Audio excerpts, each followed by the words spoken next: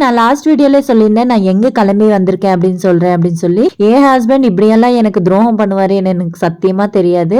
அவர் night என்ன சொன்னார்னா ஒரு 4 மணிக்கெல்லாம் கிளம்பிடு, சீக்கிரமா தரிசனம் முடிச்சிட்டு வந்துடலாம் அப்படின்னு சொல்லிட்டு நான் 3 மணிக்கே அலாரம் வச்சு ஏஞ்சி குளிச்சு ரெடி ஆயிட்டேன்.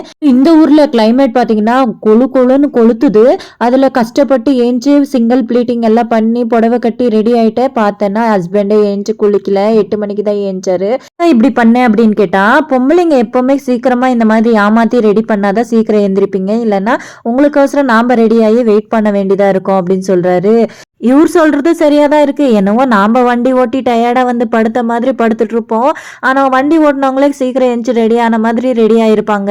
இங்க வந்திருக்கிறேன்னா மந்த்ராலயா தான். கடவுள் நேரல என்னைக்குமே வரமாட்டாங்கன்னு எல்லாருக்குமே தெரியும். ஆனா இந்த இடத்துக்கு வந்தீங்கன்னா சத்தியமா சொல்றேன், கடவுள் எந்தான ஒரு ரூபத்துல வந்து நீங்க உங்களுடைய கோரிக்கையை நீங்க சொன்னீங்கன்னா காது கொடுத்து நல்லா கேட்பாரு.